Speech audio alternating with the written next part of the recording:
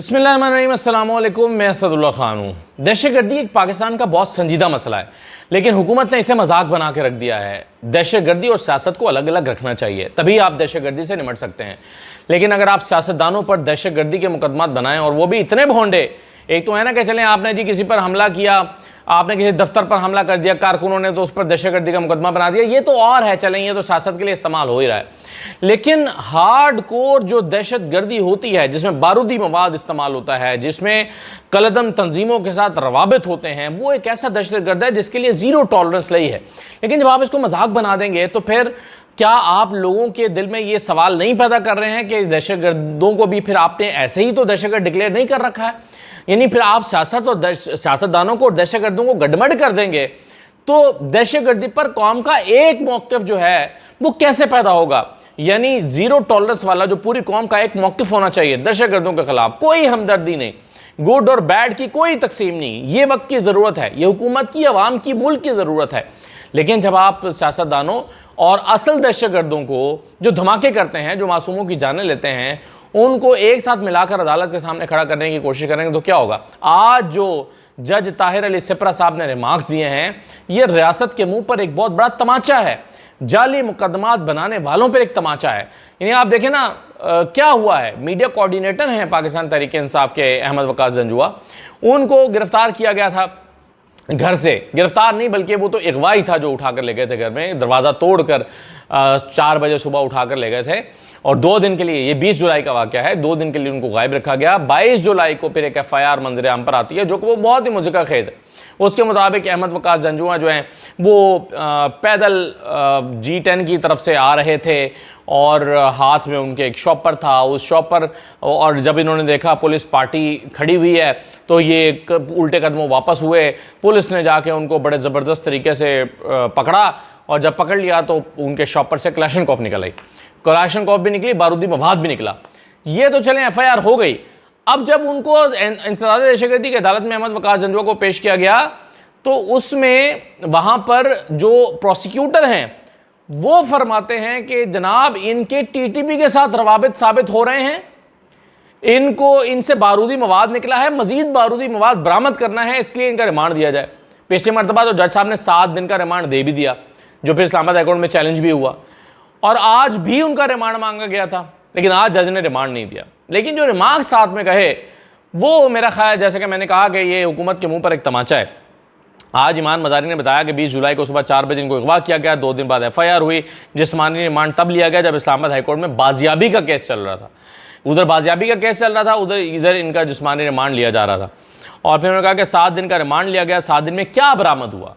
तो जज साहब ने भी फिर सवाल किया। अच्छा, प्रोसिक्यूटर ने कहा कि बारूदी मवाद PTI सेक्रेटेरिएट में इन्होंने रखा हुआ था। आप सोचे ना कि जब आप इस तरह दहशतगर्दों को, यानी दहशतगर्दों के साथ उस तरह से निपटना चाहिए कि ज़ीरो टॉलरेंस हो, लेकिन आप जब सियासतदानों को उन्हीं कैटेगरी में खड़ा कर देंगे तो लोगों का फिर क्या रवैया होगा, या क्या रिस्पॉन्स होगा, या क्या राय होगी इस दहशतगर्दी के मुतालिक?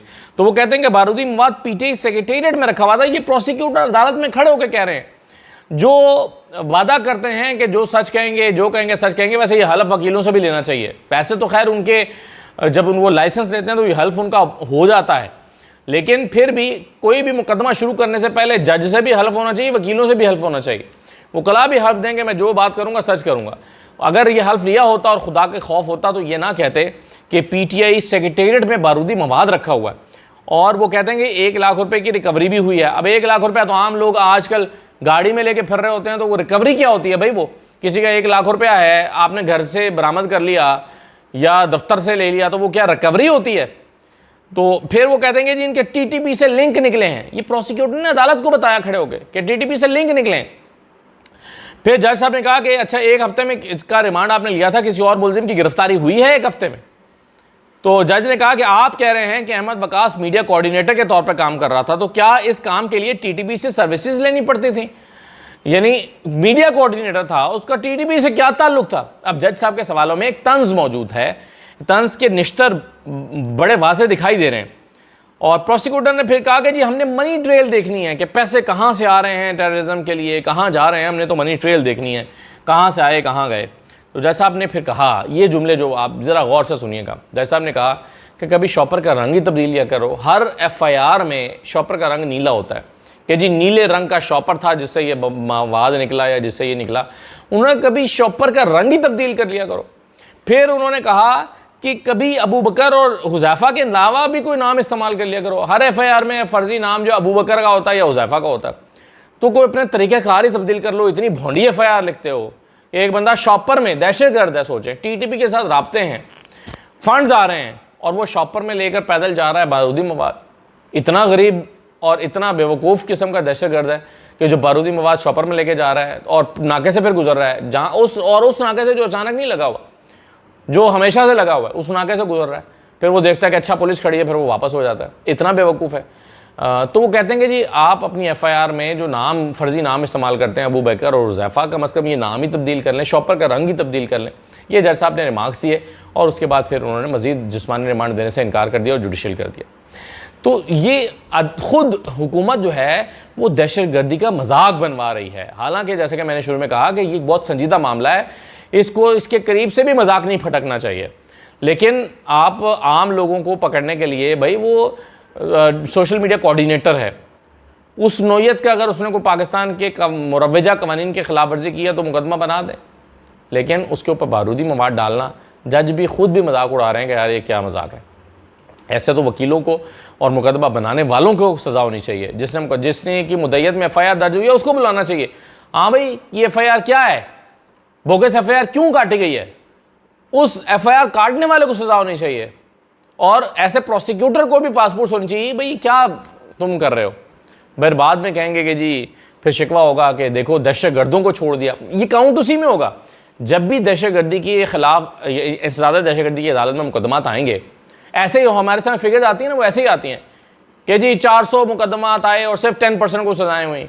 वो 10% इसी तरह के होते हैं ना भाई। जब आप इस तरह के लोगों को दहशतगर्द बना के पेश करेंगे तो काउंट में तो वो आएगा कि जी आपके पास 25 दहशतगर्दी के मुकदमात आए, उसमें से आपको 22 छोड़ने पड़े क्योंकि वो इसी नौयत के थे। तो फिर शिकवा हुकूमत करती है कि देखें जी हमने इतने मुकदमात दहशतगर्दी के दहशतगर्द पेश किए अदालत के पास और अदालत ने उसमें से 90% छोड़ दिए या 95% छोड़ दिए। तो भाई ऐसी FIR बनाओगे, ऐसे मुकदमात लेकर जाओगे तो फिर यही काउंट निकलेगा आपका कि 90% लोगों को छोड़ना पड़ा है। और फिर अदालतों पर तनकीद होगी कि देखें जी अदालतें तो दहशतगर्दों को छोड़ देती हैं। तो खुदा के लिए दहशतगर्दों को अलग रखो, इस तरह के लोगों को अलग रखो ताकि दहशतगर्दी का सही आदाद शुमार अदालतों के सामने आए कि पता चले कि कितने मुकदमात आए थे और कितने छोड़े गए हैं, ये चीज़ें गड़बड़ ना हो। अरशद शरीफ का केस भी था आज, उसमें कुछ नहीं हुआ। बहुत उम्मीदें थीं, बहुत सारे हमारे दोस्त भी आज अदालत में गए हुए थे। बहुत सारे लोगों का ख्याल था कि 1 साल के बाद केस फिक्स हो रहा है, तो चलिए जैसे मंसूर अली शाह के पास 3 रुकनी अदालत के सामने ये फिक्स हो रहा है तो इसमें कुछ ना कुछ तो कोई अंजाम होगा। फैमिली को भी बहुत उम्मीदें थीं, मीडिया के दोस्तों को भी बहुत सी उम्मीदें थी, लेकिन हुआ कुछ नहीं क्योंकि मंसूर अली शाह साहब ने कहा कि पहले इसको 5 रुकनी बेंच सुन रहा था, गलती से ये 3 रुकनी बेंच के सामने लग गया है, इसको दोबारा 5 रुकनी बेंच के सामने ही लगना चाहिए और वहीं पर फिर रेफ़र किया गया। छुट्टियां ख़त्म होंगी तो दोबारा ये लगेगा और न जाने अब कब लगेगा। गैर मुअय्यना मुद्दत के लिए मुलतवी किया गया, कोई तारीख नहीं दी गई, न जाने अब ये अगले महीने लगेगा जब जजेस पूरे हो जाएंगे या फिर साल भर का इंतज़ार करना पड़ेगा। तो बड़ी मायूसी हुई है आज मीडिया के लोगों को भी अरशद शरीफ के इस मामले में और फैमिली को भी ऑब्वियसली, जिनको जो खुश थे कि चलें कम अज़ कम इंसाफ की कोई उम्मीद पैदा हो रही है। तो उम्मीद तो अभी भी है अदालतों से, ऐसा नहीं है कि उम्मीद नहीं करनी चाहिए, लेकिन बहरहाल इसमें गैर ज़रूरी ताख़ीर हैरानकुन है। इस तरह के केसेस में भी काजी फैसल साहब जो हैं, जैसे वो कह रहे थे कि बुनियादी हक़ है कि इसमें रिव्यू फ़ाइल किया जाए और अगर हम जल्दी फ़ैसला नहीं लिखेंगे और जल्दी रिव्यू नहीं देंगे मखसूस नशस्तों के केस में तो आवाम के हक़ की जो है वो तलफ़ी होती है। तो आवाम के अगर हक़ तलफ़ी होती है तो फिर इस तरह के केस में भी मुआशरे के अंदर वो तमाम लोग जो जुड़े हुए हैं अरशद शरीफ से, चाहे वो खूनी रिश्ते से जुड़े हुए हैं या किसी और ताल्लुक़ से जुड़े हुए हैं, उन सब की भी हक तलफ़ी होती है। अगर केस नहीं फ़िक्स होगा तो काजी फैसल साहब को चाहिए कि जनाब ये केस भी फ़िक्स करें ताकि लोगों को इंसाफ की उम्मीद पैदा हो और प्रोटेक्शन का एहसास हो। चीफ जस्टिस साहब को जान से मारने की धमकी दी गई है TLP की तरफ से। ये बहुत ही अफसोसनाक और हर तरह से काबिल मज़म्मत है। ये इनके नायब अमीर हैं जनाब पीर ज़हीरुल हसन शाह, चीफ जस्टिस का सर लाने वाले को 1 करोड़ रुपए का ऐलान उन्होंने किया कि जो लेकर आएगा। इस तरह मुआशरा नहीं चल सकता, इस तरह सोसाइटी नहीं चल सकती जब आप किसी भी शख्स को अपनी मर्ज़ी से कत्ल करने का, हमने पहले भी देखा है पहले भी हमने जो है वो देखा कि किसी ने किसी को मार दिया और कानून को अपने हाथ में लेकर और अदालतों को नहीं देखा गया और फिर उसको जस्टिफाई किया गया कि जी ये तो हीरो है, इसने तो बड़ा ज़बरदस्त काम किया और इसने तो जो है वो सरेराह किसी को अपने हाथ में कानून लेकर ख़ुद से अदालत लगाकर ख़ुद से फैसला करके ये गुस्ताख है उसको मार दिया, तो ये तो हमारा हीरो है। तो ये चलन जो है वो चल रहा है और बिल्कुल सही किया हुकूमत ने। यहाँ पर FIR होनी चाहिए। ये आप सरेराह चलते हुए किसी को कत्ल की धमकियाँ देंगे तो फिर रियासत नहीं चल सकती। कानून है, उस कानून की पासदारी होनी चाहिए, उस कानून का सहारा लिया जाना चाहिए। और जब आप कानून के ज़रिए से आप किसी शख्स को इंसाफ के कटहरे में लाने की बात करते हैं तो फिर इंसाफ हो ना हो मामला फिर अल्लाह के सुपुर्द हो जाता है, आपका फ़र्ज़ अदा हो जाता है। फ़र्ज़ करें अगर कोई गुस्ताख भी है और अगर किसी ने गुस्ताखी भी की है, इस केस में तो खैर मामला ही दूसरा है, जो जस्टिस चीफ जस्टिस पर जो है वो सर काटने का खुदा न खास्ता अल्लाह माफ़ करे ये हुक्म दे रहे हैं और 1 करोड़ रुपए का इनाम दे रहे हैं। भाई ये आप देखें ना, ये इनाम ही क्यों दे रहे हैं? अब अगर कोई इनाम के लालच में किसी को कत्ल करेगा तो फिर आपका नज़रिया कहाँ गया? ये तो अजीब व गरीब सी बात है। ये पूरी फ़िलासफ़ी इसकी फिर गलत हो जाती है। और दूसरी बात यह है कि जब आप किसी को किसी ब्लास्फेमी के मामले में भी अगर किसी को मुर्द इल्ज़ाम ठहराते हैं और आप कहते हैं कि ये जो फ़लाँ शख्स है इसने गुस्ताखी की है, तो आप उसको कानून के दायरे में ले जाएं। अब अगर अदालत इंसाफ नहीं करती तो फिर वो मामला उस काजी का और खुदा का रह जाता है। आपने अपनी ज़िम्मेदारी पूरी कर दी, लेकिन अगर हर शख्स किसी दूसरे को गुस्ताख या अपनी मर्ज़ी का फ़ैसला करके मारना शुरू कर देगा तो फिर रियासत तो चल ही नहीं सकती। तो ये बुनियादी सी बात है और हुकूमत का फ़ैसला मेरा ख़्याल है दुरुस्त है। ये इस तरह की टॉलरेंस नहीं होनी चाहिए कि कोई शख्स इस तरह का भरे जलसे में ऐलान करे और उसको हज़म कर लिया जाए या उसको कबूल कर लिया जाए या किसी भी दबाव में आकर उसको तस्लीम कर लिया जाए। तो ये तो नहीं हो सकता। आखिरी बात यह है कि IPP मुआहिदों का बड़ा शोर मचा हुआ है। इसको सुप्रीम कोर्ट में भी लेकर जा रही है FPCCI।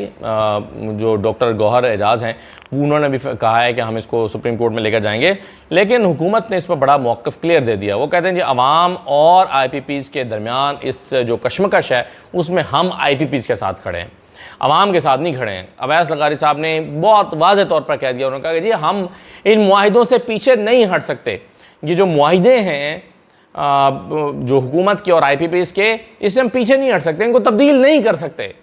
ये भी नहीं कहा, होप भी नहीं दी कि ठीक है हम निगोशिएट करेंगे, हम इनसे बात करेंगे, हम को बेहतरी लाने की कोशिश करेंगे, नहीं कहा। उन्होंने कहा हम इन मुआहिदों से पीछे नहीं हट सकते क्योंकि अगर हटेंगे तो फिर वो होगा जो रेकोर्डिक के मामले में हुआ था। अदालत फिर हमें सैकड़ों हज़ारों डॉलर जुर्माना हो जाता है, वो हम जुर्माना तो अदा नहीं कर सकते और वो जुर्माना चूँकि अदा नहीं कर सकते तो हमारा तो जो है वो बिलियंस ऑफ डॉलर्स या मिलियंस ऑफ डॉलर्स जो हैं वो हमें जुर्माना होता है, हम नहीं करते। तो उन्होंने तो साफ साफ हाथ खड़े कर दिए हैं और सीधा सीधा कह दिया कि IPPs जो हैं हम उसकी पुश्त पे खड़े हैं, हम उसको प्रोटेक्शन दे रहे हैं, हम इसको तब्दील नहीं कर सकते। तो ये उन्होंने कहा है। अब आप देखें कि साथ में उन्होंने क्या तौजीह पेश की है। उन्होंने कहा कि जी ये तो सारा डॉलर का कसूर है, क्योंकि डॉलर अगर ना बड़ा होता तो ये जो आज हम 2100 अरब रुपये की पेमेंट्स कर रहे हैं कैपेसिटी पेमेंट, ये सिर्फ 800 अरब की होती। तो 2100 अरब की पेमेंट जो हैं वो अब हो गई हैं, इसलिए ज़्यादा लग रही हैं क्योंकि डॉलर का रेट ज़्यादा हो गया। ये है हुकूमत की फ़िलासफ़ी और ये है हुकूमत की जो है वो ओवर सिम्प्लिफिकेशन और ये है हुकूमत की का उज़्र जो वो पेश कर रहे हैं। वो कहते हैं जी गड़बड़ कुछ नहीं हुई, बस डॉलर का रेट ज़्यादा हो गया। वाह सुबहान अल्लाह। इजाज़त दीजिए, अल्लाह हाफ़िज़।